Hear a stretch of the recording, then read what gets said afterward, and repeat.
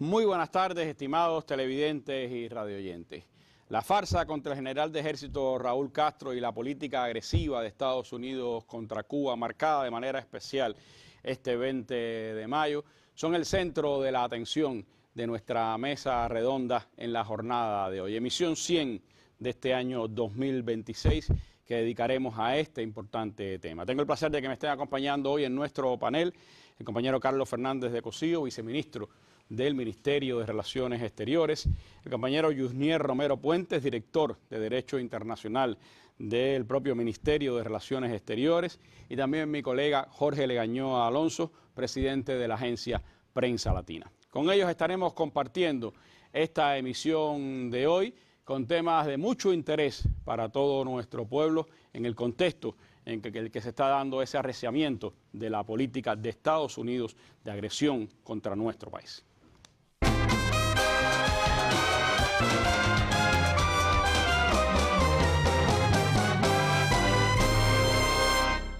El gobierno revolucionario de Cuba dio a conocer en la jornada de hoy una declaración bajo el título "Cuba condena la canalla acusación contra el líder de la revolución".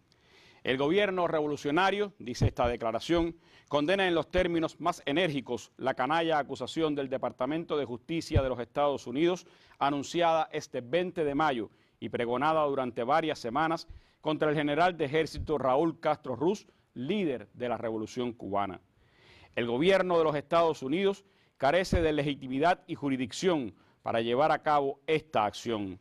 Se trata de un acto despreciable e infame de provocación política que descansa en la manipulación deshonesta del incidente que llevó al derribo sobre el espacio aéreo cubano en febrero de 1996 de 2 aeronaves operadas por la organización terrorista Hermanos al Rescate, radicada en Miami, cuya reiterada violación del espacio aéreo cubano con fines hostiles era de ostensible dominio público. El gobierno estadounidense, además, desvirtúa otras verdades históricas sobre el hecho que utiliza como pretexto.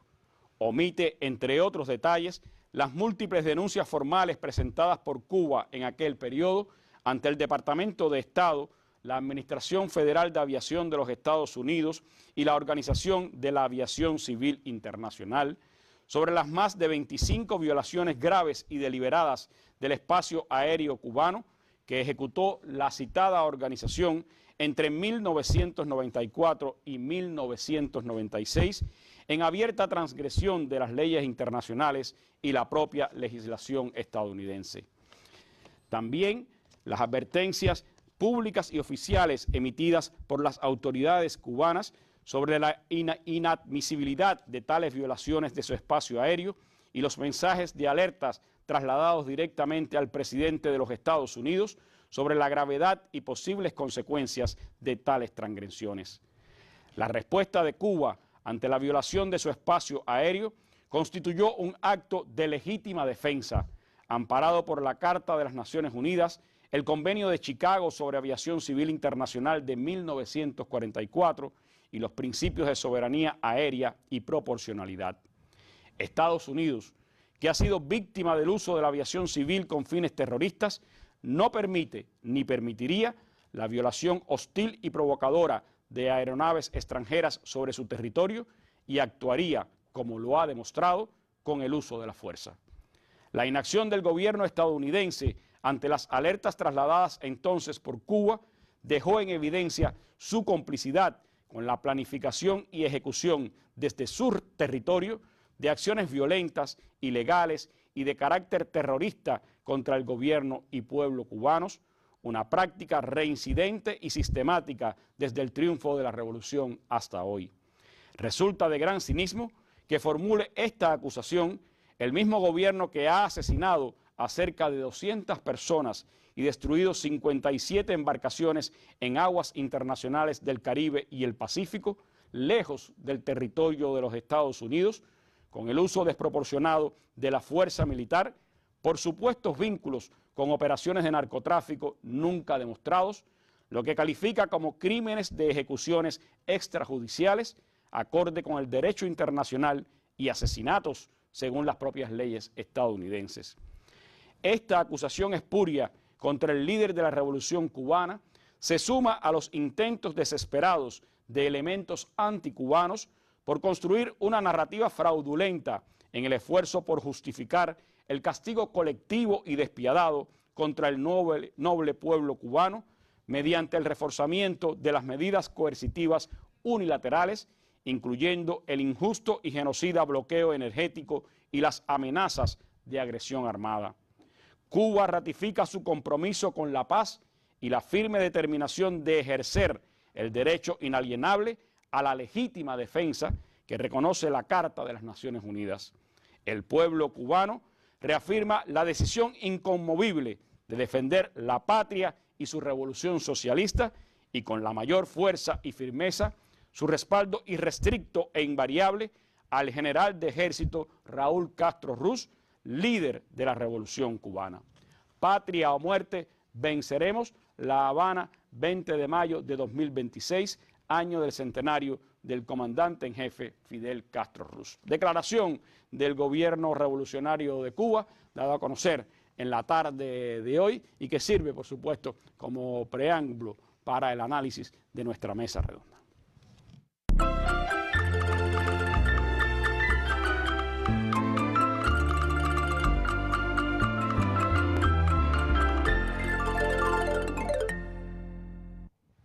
Bueno, viceministro Cosío, esta declaración creo que es un precedente, es un importante preámbulo para el análisis que queremos hacer en nuestra mesa redonda de hoy, el 20 de mayo, que casi siempre los gobiernos de Estados Unidos, especialmente esta administración, lo convierte en un momento de reafirmar su política de hostilidad hacia Cuba y que hoy ha tenido la particularidad de este hecho del que se está denunciando, pero también otras expresiones de agresividad por parte del gobierno de los Estados Unidos. ¿Cómo caracterizar estas decisiones, estos anuncios del día de hoy?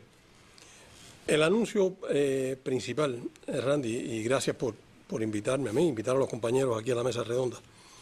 El anuncio principal es la acusación, que tú calificas como fraudulenta correctamente, se califica así, contra el general de ejército y otros compañeros cubanos.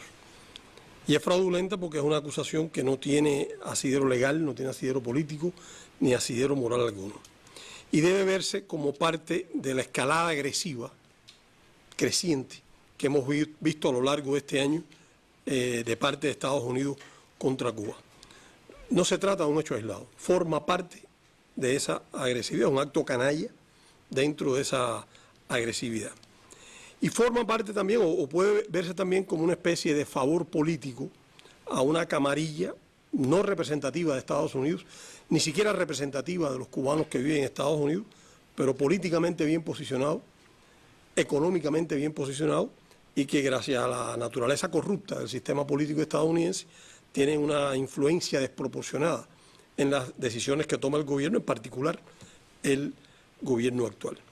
Y debe verse también como parte de un fenómeno que ha venido ocurriendo en las últimas semanas, en que se ve a la gran prensa, tanto internacional como varios medios de la gran prensa estadounidense, empujando la idea y alimentando la idea de la supuesta inevitabilidad de una agresión militar de Estados Unidos contra Cuba.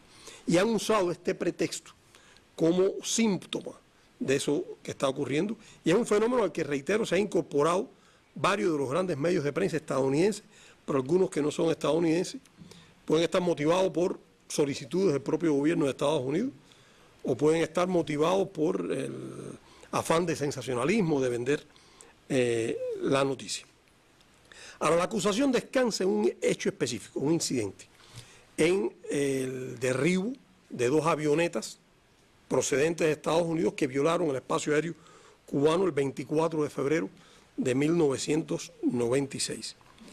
Y hay que decir, ante todo, que este es un hecho en el que hay una absoluta responsabilidad del gobierno de los Estados Unidos. Se perdieron vidas y hay una absoluta responsabilidad del gobierno de los Estados Unidos. Y debe recordarse cómo sucedieron los acontecimientos en ese momento. Como se dice en la nota del gobierno revolucionario, se produjeron decenas de incursiones aéreas de la organización Hermanos al Rescate sobre el territorio aéreo cubano entre 1994 y 1996. En 25 ocasiones, el gobierno cubano se dirigió por vía diplomática al Departamento de Estado y a la Administración Federal de la Aviación de los Estados Unidos, no solo denunciando el hecho, sino expresando la preocupación por el peligro que esto entrañaba, por el hecho de estarse violando por una organización hostil el espacio aéreo de nuestro país y que Cuba iba a tener que tomar medidas con respecto a esto, y advirtió reiteradamente sobre este peligro. Nuestro gobierno además reclamó al gobierno de los Estados Unidos que le retirara las licencias de vuelo. Incluso el gobierno de los Estados Unidos llegó en esa época a retirarle las licencias de volar al líder de esa organización, un tal Basulto, y aún así continuó volando, conociéndolo el gobierno y las autoridades estadounidenses. El 15 de enero de ese año, unos 40 días antes de los incidentes, el gobierno cubano emitió un comunicado público en el que decía textualmente que cualquier aeronave que volara sobre su territorio, su espacio aéreo, sin autorización, sería interceptada y, de ser necesario, neutralizada. Y se advertía además que Cuba contaba con los medios con los cuales proteger su espacio aéreo. Ahora, estas violaciones del espacio aéreo cubano no eran secretas, o sea, esta información no la conocía Cuba por información de inteligencia o secreta, esto era público, se divulgaba por la radio, se alardeaba de ellas como se alardeaba de las acciones terroristas. Era notorio en Miami. Basulto llegó a convocar a los medios de prensa NBC locales de Miami y traerlo en una de sus expediciones volando sobre La Habana, demostrando la impunidad con que lo hacía y argumentando que Cuba no contaba con defensas para proteger su espacio aéreo, un planteamiento muy peligroso.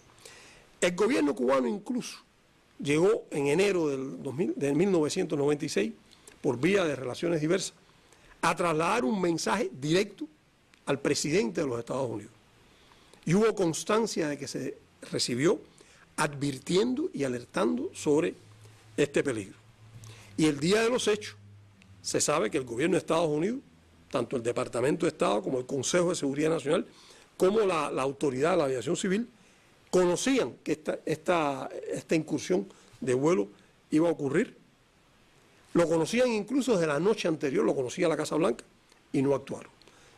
Tomaron la decisión de no actuar. O sea, hubo complicidad en ese hecho. Pero además de eso hay más información. Con posterioridad, años posteriores, se ha desclasificado información que incluyen comunicaciones del Departamento de Estado y de otras agencias del gobierno de los Estados Unidos en los que reconocen que esto es una violación del derecho internacional. Alertan sobre el peligro que tiene e incluso mencionan un escenario catastrófico de consecuencias nefastas si continuaran estas provocaciones.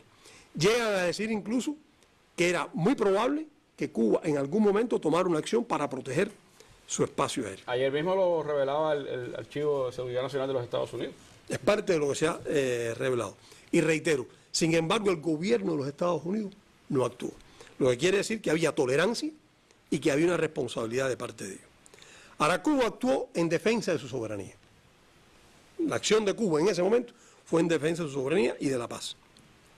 Y ejerció con una gran demostración durante años de paciencia y de tolerancia, ejerció el derecho a proteger su espacio aéreo y la paz del pueblo de Cuba. Esa es la verdad histórica, esa es la verdad de los hechos. Cuba reclamó repetidas veces al gobierno de los Estados Unidos que tomara acción y no lo hizo. Y por tanto, estamos ante un acto en que hubo una responsabilidad absoluta del gobierno de los Estados Unidos. Los compañeros aquí imputados en esta acusación actuaron cumpliendo con un deber, con el deber de proteger el espacio aéreo, la patria y la paz de los cubanos. Por tanto, lo que se hizo hoy fue no un acto de justicia, fue un acto de injusticia contra un grupo de compañeros cubanos, empezando por el general de ejército, que estaban cumpliendo con su deber. Además, es importante tomar en cuenta, y posiblemente Yusniel se refiere a esto, esta acusación conlleva una amenaza adicional, puesto que se sabe de la práctica oscura de los Estados Unidos de utilizar acusaciones como esta para actuar militarmente contra Estados soberanos. Su amparo no es la justicia, su amparo es el uso del poderío militar descomunal que tiene el gobierno de los Estados Unidos. Y debe decirse, y debe quedar claro que cualquier intento de utilizar esta excusa para una acción contra estos compañeros dentro de Cuba se topará con una resistencia feroz del pueblo cubano. Es lo que yo puedo decir sobre estas acusaciones. Sin duda, además es un escenario escogido para el hecho. Como usted decía, Miami, alentar y contentar a esa mafia de Miami, pues llevó a que fuera en escenarios de la Florida, que fuera todo realmente preparado, no como un anuncio judicial, sino más bien como un show político. Pero de ese escenario y de lo que representa, por supuesto, esta acusación supuesta de la Fiscalía estadounidense, les propongo que hablemos ahora en nuestra mesa redonda.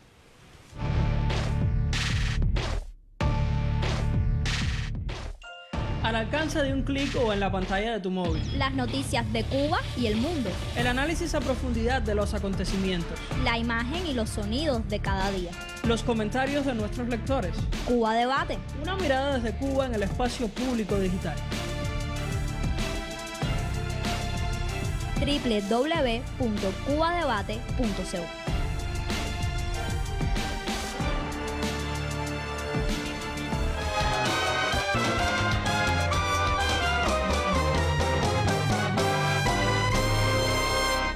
Bueno, y repasando en la prensa cubana de 1996 y viendo también los escritos que a lo largo de los años han salido, mesas redondas que dedicamos a este tema, uno recuerda elementos como incluso instrucciones del secretario de Transporte de los Estados Unidos dirigidas a tratar supuestamente de impedir, desalentar estos vuelos de Estados Unidos, de estas mafias de Miami hacia Cuba, que fueron totalmente ignoradas y, como se ha dicho, pues hay complicidad enorme del gobierno de los Estados Unidos con estos terroristas. Hay testimonios, hay momentos que pueden ser recordados en la jornada de hoy, pero me gustaría, teniendo acá un experto legal como nuestro invitado Yusniel Romero Puentes, director de Derecho Internacional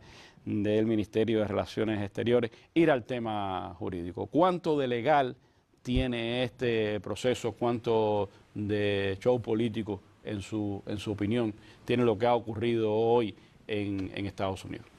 Gracias, Randy. Muy buenas tardes, noches a todos los televidentes y aquellos que nos escuchan. Nosotros inicialmente partimos de la base que el viceministro Cosío anunciaba.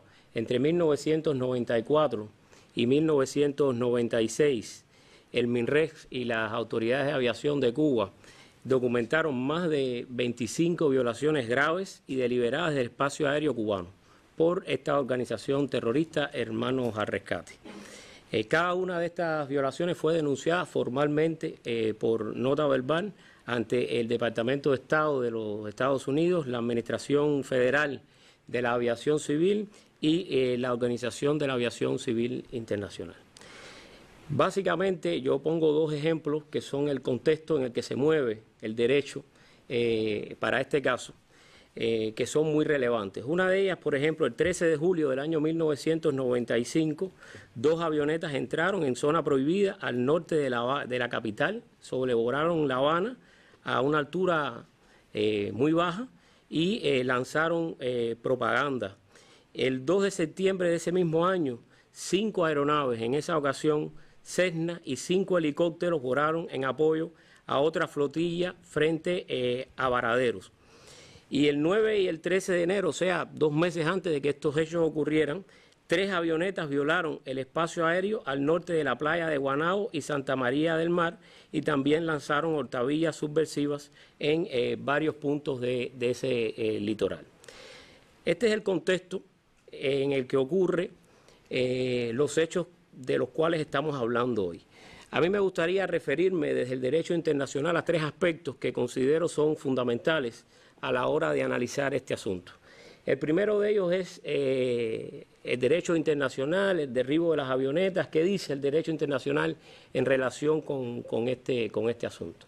Bueno, el tratado relevante aquí es la Convención de Chicago, como usted mencionaba, del año 1944, que se refiere básicamente a la aviación civil internacional.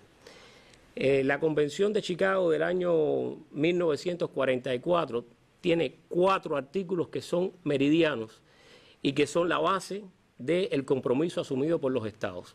Sus primeros 4 artículos son una joya en relación a cómo debiera operar la aviación civil internacional. El primero de ellos, el artículo 1, habla de que los Estados reconocen que cada una de las partes contratantes tienen soberanía exclusiva y absoluta sobre la zona aérea que abarca su territorio. Es la base de esta convención, y entonces en su artículo 2 define el territorio como la extensión terrestre y las aguas territoriales adyacentes a ella, que para el derecho internacional son 12 millas náuticas a partir de las líneas de base de la isla de la República de Cuba. Después, su artículo 4 regula de manera muy clara que los Estados deben evitar el uso de la aviación civil internacional para fines incompatibles con la seguridad y la paz internacional. Por lo tanto, en las conductas reiteradas que estábamos viendo de Hermanos al Rescate, la condición de civil que tenía esta aeronave se fue perdiendo, y la Convención de Chicago del año 1944 sobre aviación civil legitimaba completamente al Estado cubano a defender el espacio soberano, a defender su territorio aéreo. Esta es una primera cuestión muy importante. Por lo tanto, no vamos a poder identificar en la Convención, a menos de Chicago de 1944, ninguna conducta que hable de que el Estado cubano de alguna forma violó el derecho internacional. Otro punto que nosotros queremos argumentar, y que ya el viceministro Cossío lo tocaba de alguna forma, era la complicidad y la responsabilidad del gobierno de los Estados Unidos en estas actuaciones. En muchísimas ocasiones se alertó, incluso el viceministro Cossío también hacía alusión a ello. El 15 de enero del 96 hubo una información a la población que se publicó en el periódico Trabajadores, en la que realizaba una advertencia pública y oficial. Se decía: cualquier aeronave que volara sobre el espacio aéreo sin autorización sería interceptada y, de ser necesario, sería neutralizada. Y al día siguiente, o sea, el 16 de enero, se envió una nota diplomática, que fue la nota verbal número 45, al gobierno de Estados Unidos, reiterando este anuncio público. A pesar de ello, siguieron los vuelos de Hermanos al Rescate a Cuba, y el gobierno de Estados Unidos no hizo absolutamente nada por parar esos vuelos. Recientemente se han desclasificado adicionalmente un grupo de documentos, ya el viceministro hacía alusión a algunos de ellos, usted también a unos recientes. Yo solo quiero hacer referencia al de recientemente desclasificado, se desclasificó ayer, de fecha 22 de enero de 1996, o sea, un mes y unos días antes. Hay un memorando de una funcionaria de la Administración de la Aviación Federal de los Estados Unidos que está diciendo lo siguiente, yo voy a citar. Ella dice: hemos recibido información del Departamento de Estado que otro vuelo no autorizado ocurrió el sábado 20 en la mañana. El avión, de acuerdo al Departamento de Estado, no sobrevoló La Habana ni arrojó propaganda. De acuerdo con las instrucciones de la semana pasada, este vuelo solo puede verse como una burla al gobierno cubano. El Departamento de Estado está cada vez más preocupado sobre las reacciones de Cuba a esta flagrante violación, lo dice el Departamento de Estado. Cuba ha solicitado ha formulado preguntas a la autoridad de la aviación estadounidense y le ha preguntado qué está haciendo al respecto. y esto es interesante, así termina, dice, el peor escenario es que uno de estos días se derribe uno de estos aviones y las fuerzas, la Federación de la Aviación Federal de Estados Unidos debería tener todo en orden para justificar lo que está sucediendo. O sea, hay una complicidad evidente que no se paró y que se pone sobre la mesa en este hecho ilícito internacional. Por último, me gustaría muy brevemente referirme a la acusación contra el líder de la Revolución Cubana, el general de ejército. La imputación carece, por supuesto, de todo sentido de justicia. De pronto se ha convertido en una moda que Estados Unidos se autoatribuye la función de juzgar todo lo que ocurre en el mundo y ha sido una práctica que ejerza su jurisdicción de manera universal y casi irresponsable. El derecho internacional tiene una base sólida en la igualdad soberana de los estados. Eso significa que ambos somos iguales como estados y tus tribunales no tienen jurisdicción para conocer de hechos que ocurren en mi estado o contra mis nacionales. En los últimos tiempos hemos visto cómo Estados Unidos viola flagrantemente este principio y se atribuye una especie de jurisdicción universal en virtud de la cual se siente con el derecho de juzgar a un nacional de otro estado por un hecho que ocurre fuera de su estado, lo cual francamente viola los principios básicos de igualdad soberana, que es un pilar de las relaciones internacionales. Y a la pregunta que usted me hacía en un principio, esto no es un tema legal. Si fuese un tema legal, no tengo ninguna duda de que no estuviésemos acá en la mesa redonda hoy. Es decir, toda la razón le asiste a la República de Cuba, al gobierno cubano, que en su función de defender a la población cubana ha ejercido un derecho soberano, exclusivo y absoluto. Entonces, no es una cuestión legal, aquí estamos hablando de una acción política que busca justificar esa política agresiva del gobierno de Estados Unidos contra el pueblo de Cuba y escalar hacia una agresión militar de la patria. Es tal el show político que se ha orquestado, muy al estilo de Miami, que desde ayer ya era público, notorio, titular en todos los medios, que eso iba a ocurrir en el día de hoy. Se adelantaba, por supuesto, cómo se iba a presentar el uso de la Torre de la Libertad, que no es un escenario judicial, es un escenario evidentemente político y simbólico para la comunicación que se quería de este hecho, y también, por supuesto, escenario que se escogió, la Florida, para presentar este caso.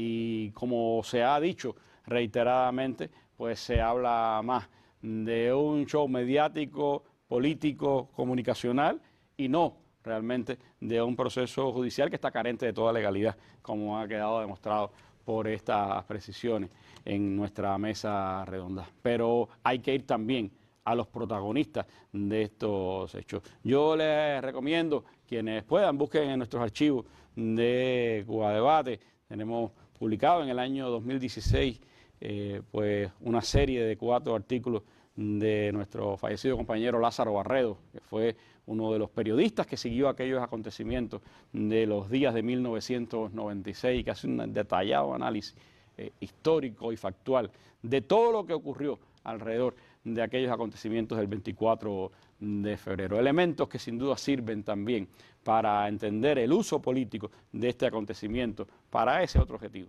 que es la agresión contra Cuba. Pero sigan con nosotros, seguiremos hablando de este tema en nuestra mesa redonda.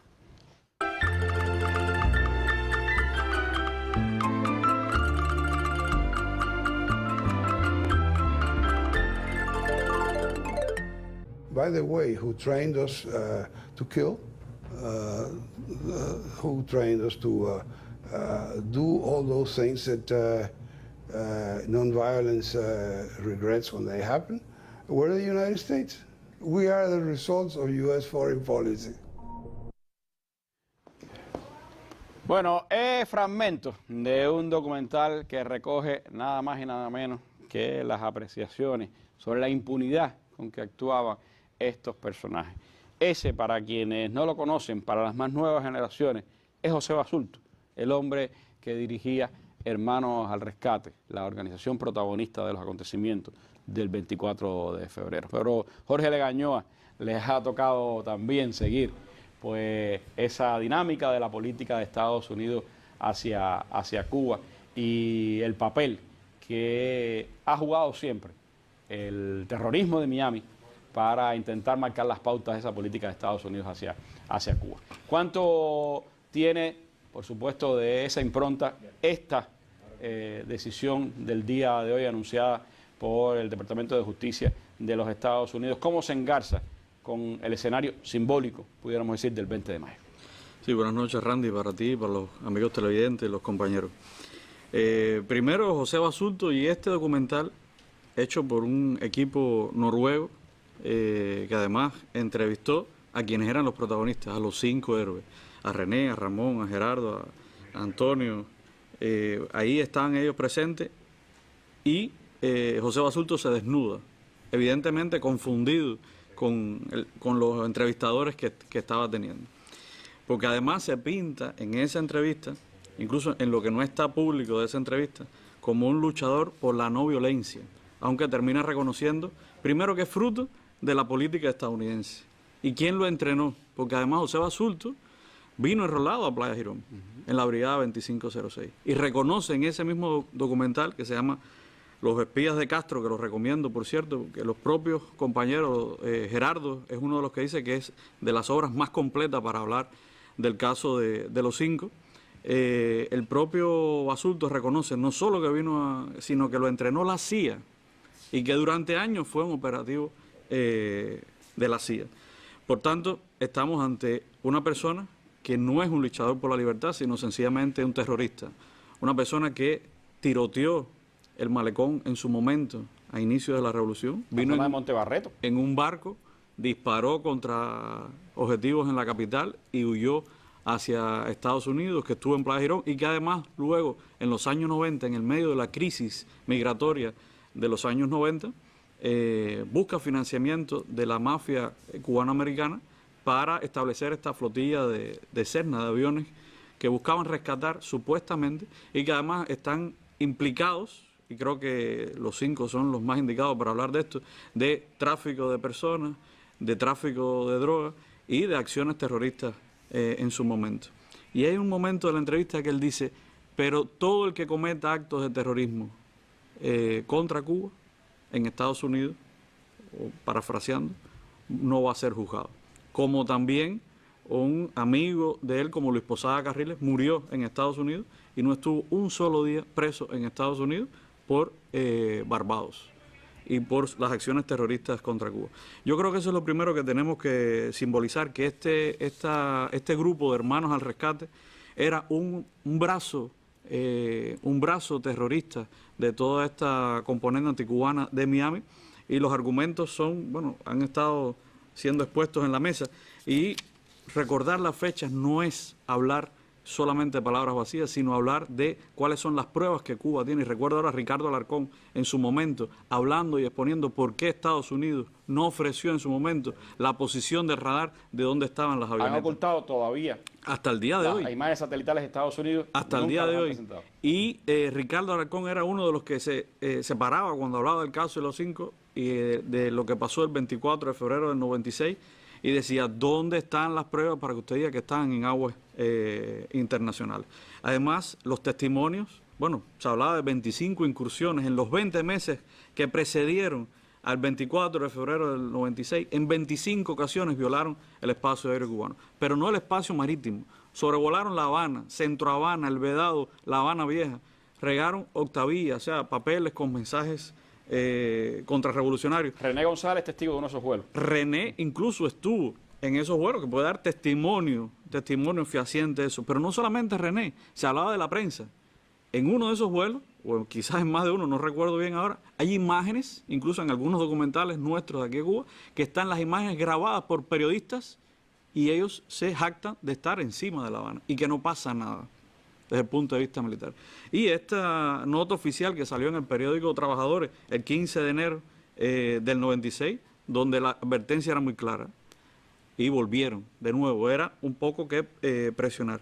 Por tanto, lo que estamos viendo ahora mismo, primero es una componenda, 30 años después, y más allá del proceso judicial que de sobra el pueblo cubano, que es un público inteligente, que tiene un marco referencial de la política y todo lo que ha pasado en los últimos 30 años y del diferendo Cuba-Estados Unidos, de las relaciones Cuba-Estados Unidos, es un proceso judicial carente de legitimidad, pero lo harán, que es lo más interesante que la gente tiene que tener claro, porque ante todo lo que están buscando es hacer creíble ese proceso ante la opinión pública internacional. Y porque además le están hablando a sectores, a públicos que ni siquiera habían nacido el 24 de febrero de 1996 y que a través de redes sociales, guerra psicológica, etcétera, van a hacer que lo que pasó el 24 de febrero del 96 fue una ejecución y no un acto como el que nosotros estamos describiendo con las pruebas que Cuba puede mostrar sobre ese tema. Lo harán creíble,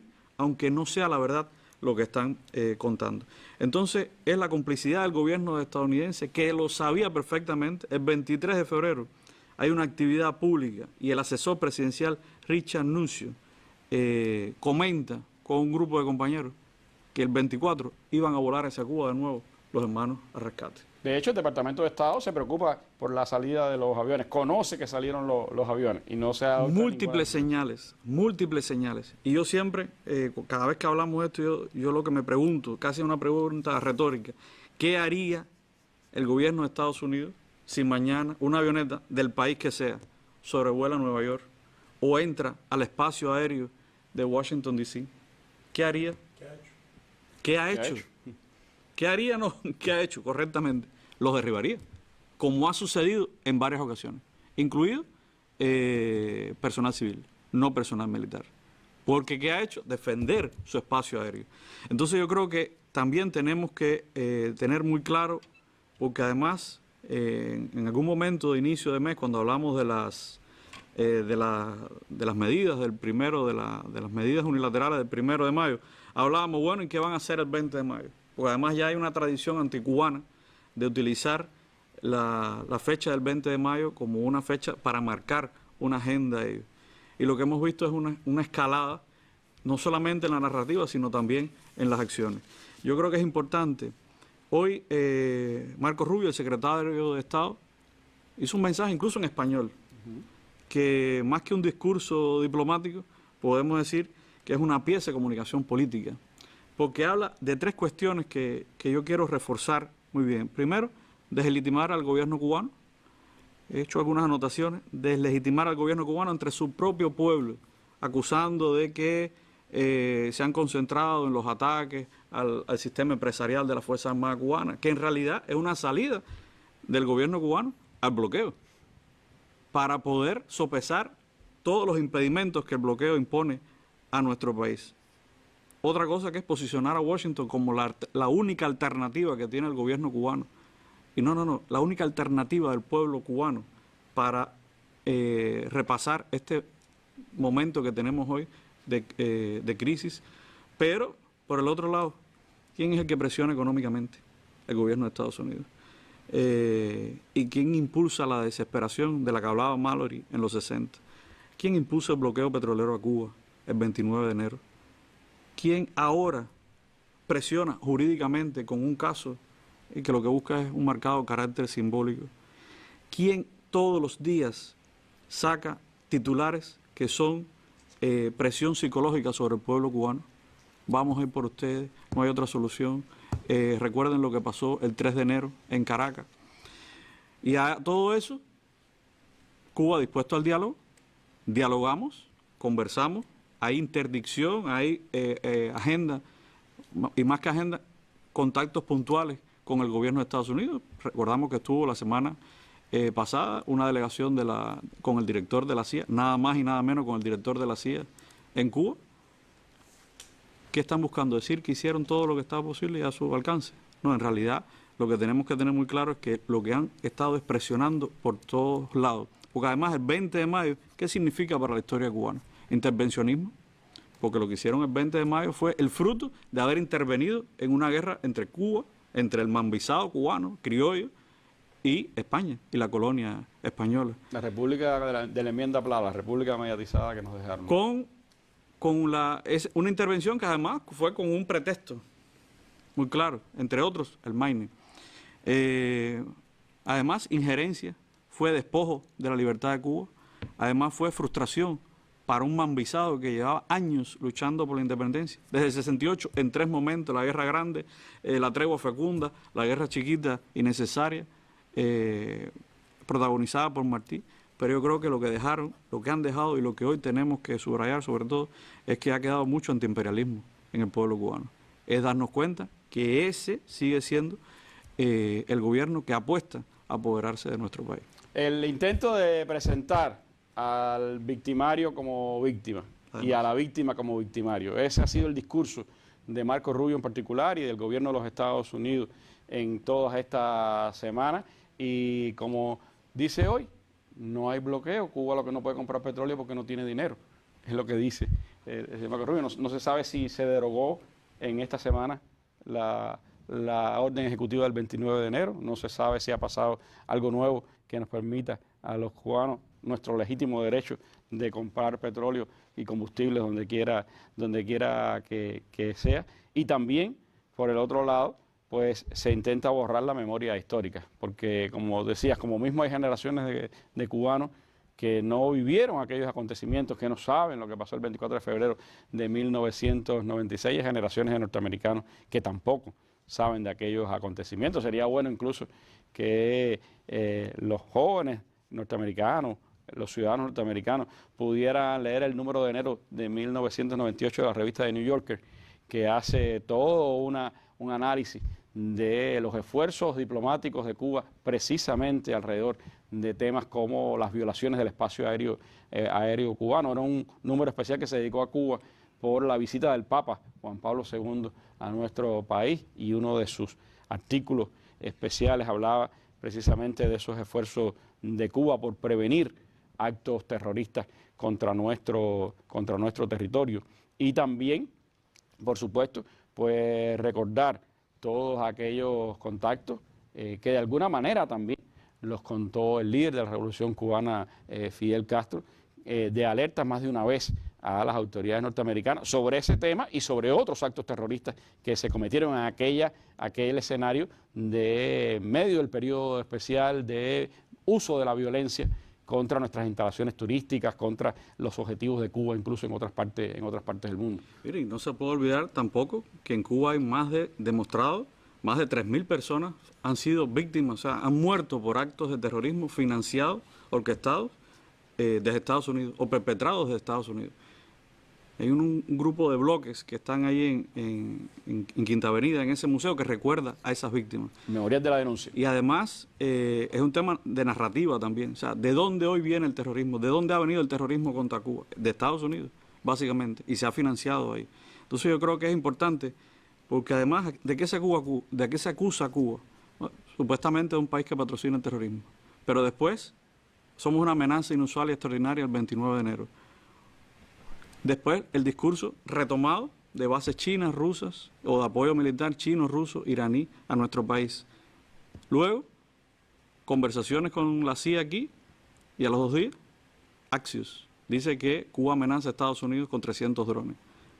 Y ahora viene lo de Hermanos al Rescate. O sea, no podemos perder de vista que es una conjugación de narrativa una tras otra, para que no te quede alternativa de terminar creyendo lo que ellos quieren sobre nuestro país. Y a eso, por supuesto, también pues recordar lo que decía hoy el primer secretario del partido y presidente de la República, Miguel Díaz-Canel Bermúdez, cuando se conocía esta noticia y señalaba que la pretendida acusación contra el general de ejército Raúl Castro Ruz solo evidencia la soberbia y la frustración que le provoca a los representantes del imperio la inquebrantable firmeza de la Revolución Cubana, antes y ahora. Y por supuesto hay otros elementos de la historia y del presente que yo les propongo que hablemos sobre ellos en estos minutos finales de nuestra mesa redonda. Está con el pie en el estribo y vive pendiente de todo, da mucho aliento, te estimula cuando ve que hay cosas que se están haciendo y que dan resultados, también con mucho respeto, aconseja. Y yo siempre le he dicho, y critique también. Cuando cuando tenga que criticar, critique. Todo eso ayuda a que seamos mejores, pero él es muy cuidadoso, muy pedagógico en todo porque además él sabe que tiene un prestigio ganado, unos méritos históricos tremendos, y él sabe el peso de su personalidad y de su liderazgo en la revolución, pero nunca nos ha maniatado, nunca nos ha hecho cohibirnos, nunca nos ha limitado, al contrario. Yo creo que él ha actuado como un padre.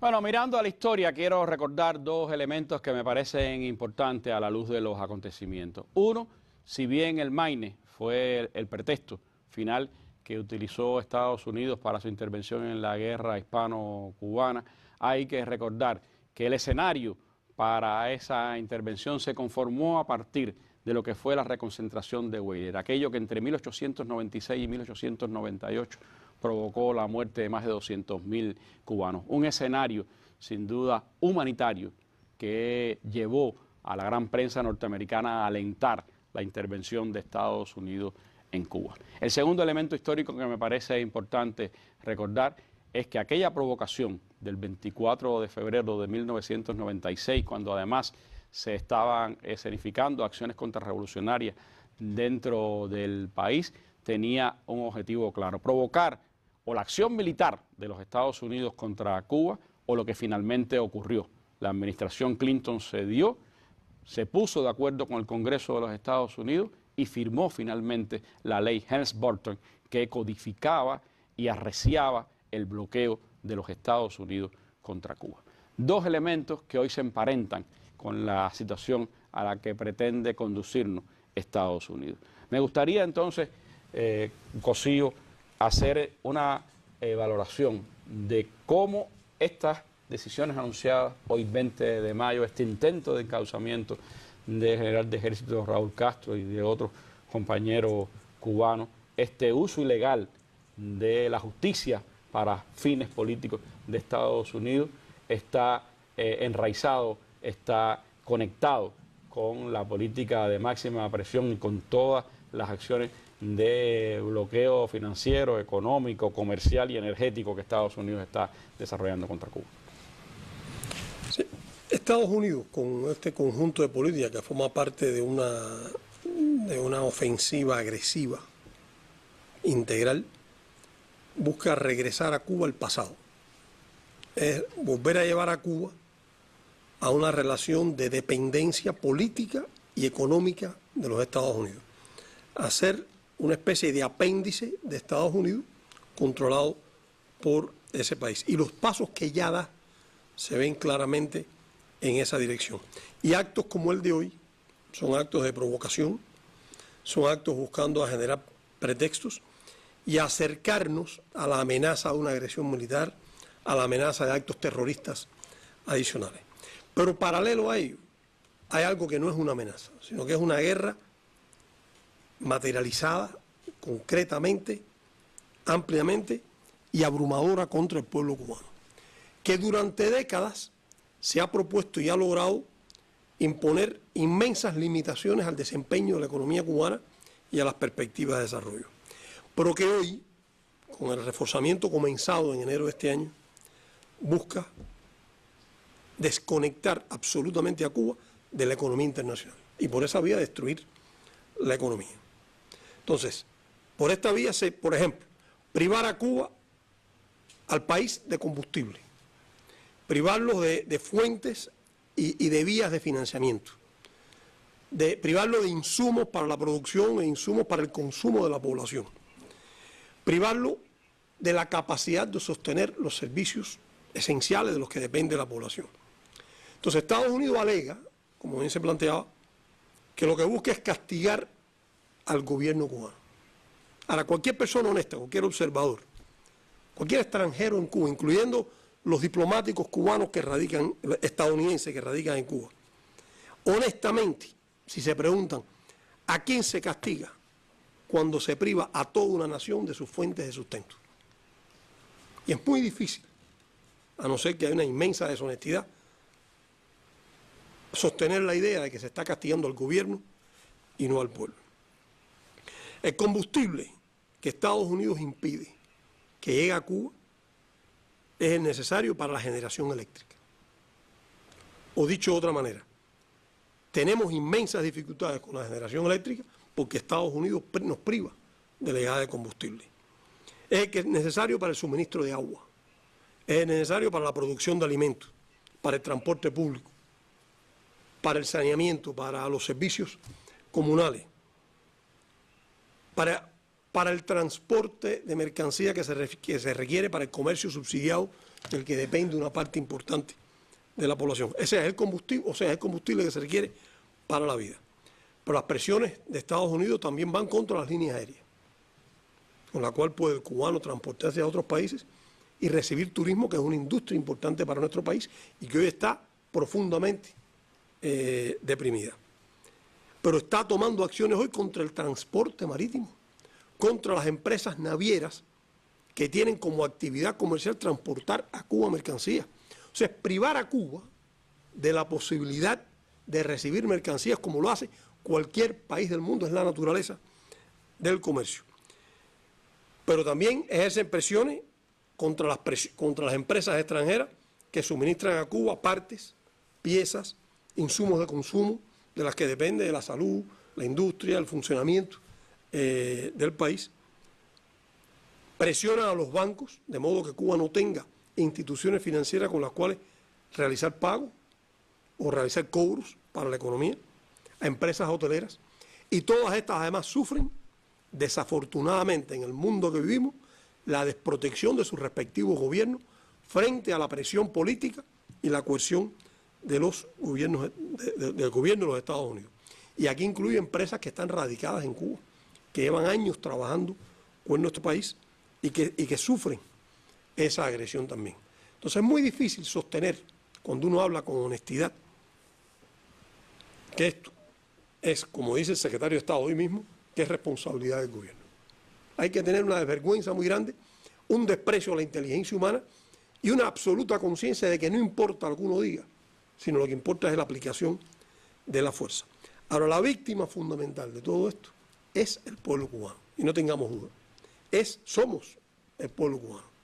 Es el que sufre el efecto, la presión insoportable de las carencias en Cuba, la angustia cotidiana que tiene el pueblo, con toda no tiene sentido que la describamos, puesto que la conocemos, es fruto y es el gobierno de los Estados Unidos, de manera fría y calculada, utilizando al pueblo cubano como rehén, con el ansia de obtener ventajas políticas y rendir a un país que ha luchado tanto en la defensa de su soberanía. Es muy difícil que no se entienda, quien analiza esto fríamente y razonadamente, y si es honestamente, por supuesto, que se trata de una guerra calculada del gobierno de los Estados Unidos para liquidar la economía cubana y las vías de sustento de la población. Estados Unidos, además, como sabemos, promueve esta política acompañada de otra campaña de gran intensidad y ampliamente financiada, dirigida a desvirtuar la realidad, a tratar de convencer al pueblo cubano en su momento de irritación, en su momento de angustia, en su momento a veces de desesperanza, de que debe culpar a la autoridad que tiene más cerca, porque el gobierno de Estados Unidos está muy lejos, culpar al gobierno, a la autoridad que tiene cerca cuando no le llega la luz, cuando no tiene agua, cuando los alimentos se encarecen, por el encarecimiento, por ejemplo, reciente del combustible. Estados Unidos solo ha permitido que entre en Cuba combustible para el sector privado, que representa una fracción ínfima de las necesidades del país. Ese privado lo importa además de manera más cara que lo normal, puesto que no puede traerlo en un tanquero, tiene que traerlo en pequeños depósitos, que le llaman isotanqueros, lo que duplica el precio del combustible para el empresario privado cubano, el primero que lo importa. Y por tanto, a la hora de venderse, tiene un precio mayor que el precio subsidiado que ponía el Estado cubano hasta este momento.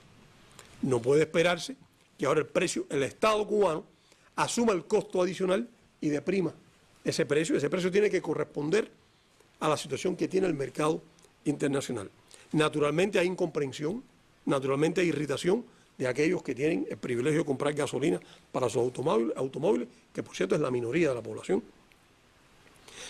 Y lo peor de esto es que esto afecta a los precios de toda la economía, porque la mercancía requiere transportarse, distribuirse, etcétera, y todo eso requiere combustible.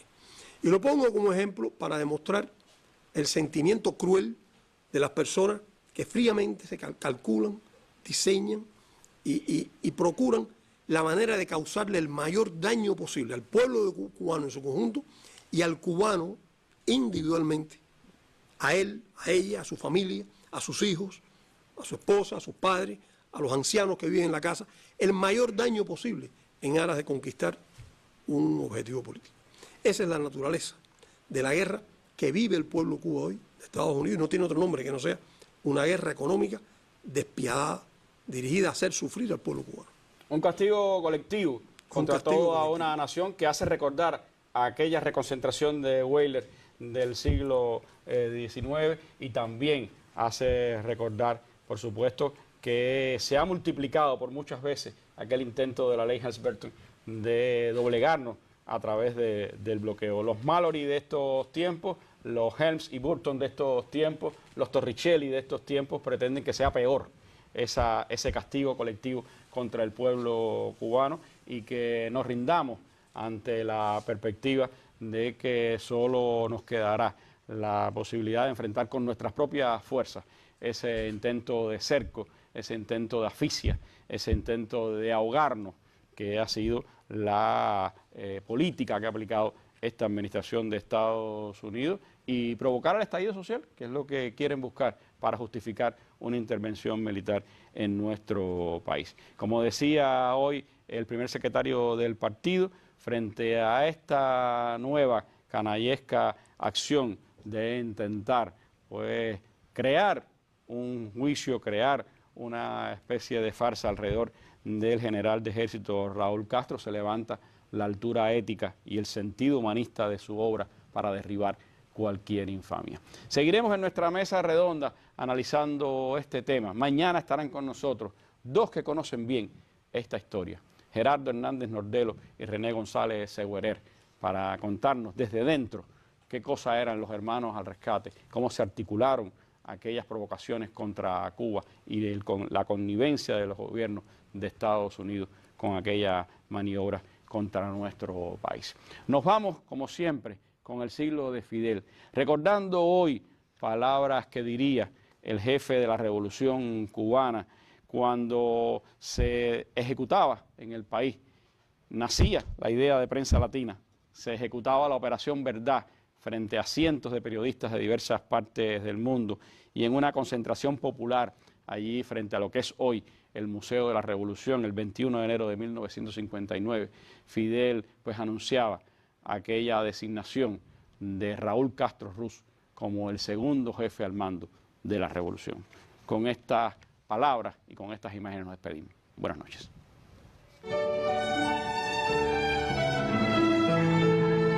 Le voy a proponer a la dirección del movimiento 26 de julio que designe al compañero Raúl Castro, segundo jefe del movimiento 26 de julio.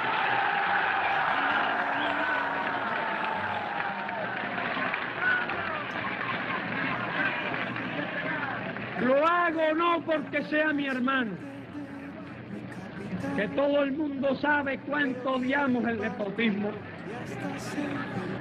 sino porque honradamente lo considero con cualidades suficientes para sustituirme en el caso de que yo tenga que morir en esta vida.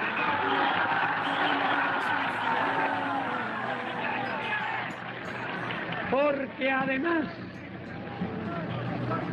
es un compañero de muy firmes convicciones revolucionarias que ha demostrado su capacidad en esta lucha, que fue de los que dirigió el ataque al Moncada, de los que estuvo 2 años en la cárcel, de los que organizó el segundo frente Fran País y de los que han dado relevantes pruebas de capacidad como organizador y como líder.